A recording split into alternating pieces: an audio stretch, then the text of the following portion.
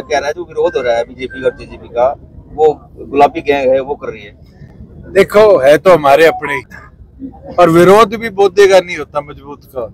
जिस तरीके विधायक एक पेंशन पर कितना आप समर्थन करते हैं? चलो, थैंक यू। यार मेरे को बोलन दे, अपनी बोल ली। एक तो सारे अलग अलग माइक पकड़ लियो। क्या आप या आपके भाई भी चुनाव लड़ सकते हैं? मैं मानता हूँ मेहनती कार्यकर्ता कोई संगठन से जुड़ा हुआ वो चुनाव लड़ेगा। कोई बीजेपी की तरह नहीं कि उधारे 6 कैंडिडेट कांग्रेस से ले, और कांग्रेस की तरह नहीं जो उधारे लोकदल से लेके कैंडिडेट उतार रही है। एक सीट पर एक ही परिवार के 3 सदस्य चुनाव लड़ रहे हैं, क्या दिक्कत है? तो आमने सामने पहले भी चुनाव लड़े, बादल के सामने बादल लड़े हैं। आज उठा के देखोगे तो पवार के सामने पवार लड़ रहा है, यादव के आगे यादव लड़ रहा है।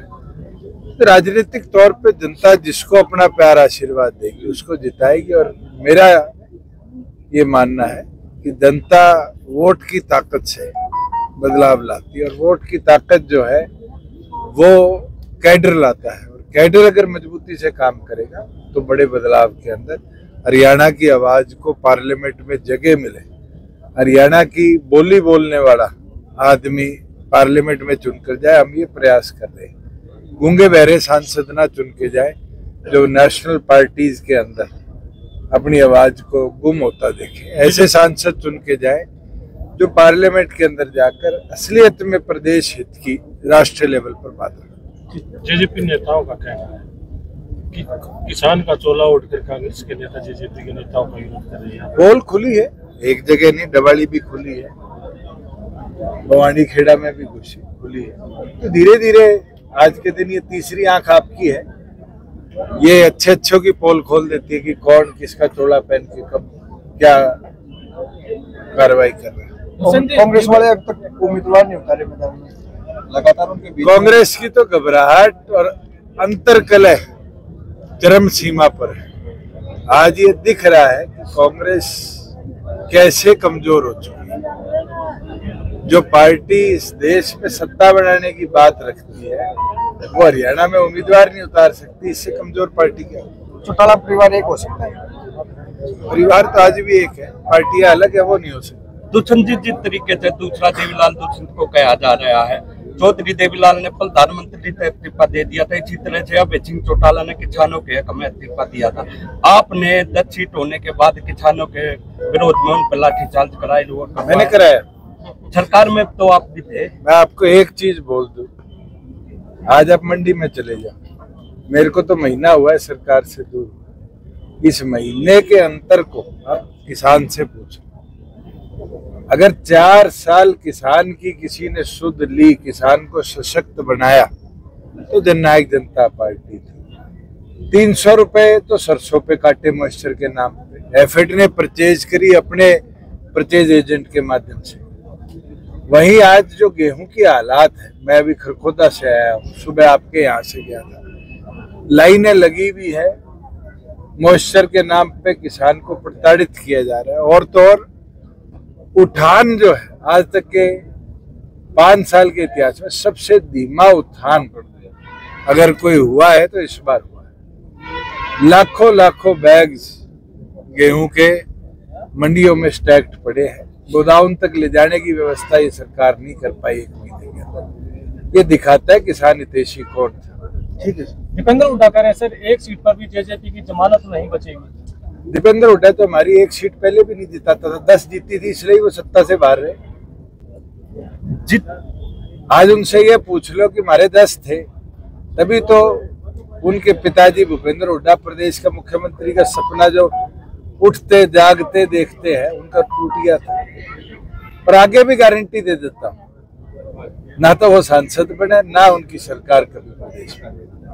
अगली सरकार भी जननायक जनता पार्टी। जिस तरीके से हम 5100 रुपए पेंशन करते ये प्रयास रहा है। शर्मा जो कह रहा है, जो विरोध हो रहा है बीजेपी और जेजेपी का, वो गुलाबी गैंग है वो कर रही है। देखो, है तो हमारे अपने ही। विधायक एक पेंशन पर कितना आप समर्थन करते हैं? नहीं, हमें सांसद चुना है, विधायक चुना है। आज किसी के मन में गिले शिकवे है तो बैठ के दूर कर लेंगे, अभी तो 40 दिन है, और विरोध भी बोधेगा नहीं होता मजबूत का। जिस तरीके से आज प्रदेश के अंदर किसी के कोई मन में संशय है तो एक इलेक्टिव की जिम्मेवारी है कि हम उन लोगों के बीच में जाए, उनसे चर्चा करें और आगे भी चर्चा करते हैं। किशन जी, एक विधायक एक पेंशन पर कितना आप समर्थन करते हैं? जनता 10 बार चुनाव जिता के भेजेगी तो क्या दिक्कत है? उसके पास तो एक ही रोजी रोटी है। ये तो इलेक्शन स्टंट या पॉलिटिकल स्टंट होते हैं। अभी तो मैं 1 बार बना हूं, 5 बार बन जाऊंगा तो क्या मैं 4 बार वाली छोड़ के 1 बार वाली पेंशन पे रहूंगा? ये तो देश के अंदर बड़ा डिबेट का इशू है। मेरे सोचने से कुछ नहीं होगा। हजारों लाखों विधायक बन चुके हैं अलग अलग विधानसभा, उन सबसे पूछो और उसमें सहमति बने तब उस पर निर्णय। अग्निवीर की पेंशन ने कहा सर हम पहले भी बीजेपी के खिलाफ थे, आज भी हैं, आगे भी रहेंगे। तो क्या जेजेपी का बीजेपी में विलय हुआ था? हमने कॉमन मिनिमम प्रोग्राम के तहत अलायंस किया, सहमति बनी थी, 4.5 साल सरकार चली। अब रास्ते अलग है।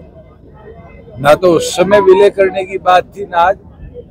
राजनीतिक तौर पर हमारे विचार हमारे उनके हरियाणा को स्टेबल गवर्नमेंट देने के लिए 4.5 साल हमने मिलकर साथ चलने का निर्णय लिया और मिलकर साथ चले। इसलिए प्रदेश के अंदर आपके खुद के सोनीपत के अंदर खरखोदा में फैक्ट्री लिया है जिसको भूपेंद्र हुड्डा ने गुजरात भगा दिया था।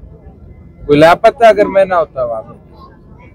आज किसान की जो दुर्दशा है, 4.5 साल जो उसको खुशी दिखती थी, पैसा खाते में आता था, 48 घंटे में आता था, क्या उस समय हम सरकार में ना होते, स्टॉप गैप अरेंजमेंट ना होता तो वो खुशी दिखती किसान को? ये बुढ़ापा पेंशन की बात कर रहा था सैनी, इसे पूछने वाला हो। बीजेपी तो 18 प्रदेश के अंदर है, 18 में से एक हरियाणा ही क्यों है जिसमें 3000 रुपए है? बीजेपी की तो मध्य प्रदेश में भी शासन है। दूसरी तो 15 एक सेकंड यार, मेरे को बोलन दे, अपनी बोल ली। एक तो सारे अलग अलग माइक पकड़ लियो। चलो थैंक यू। 2 बजे के बैठे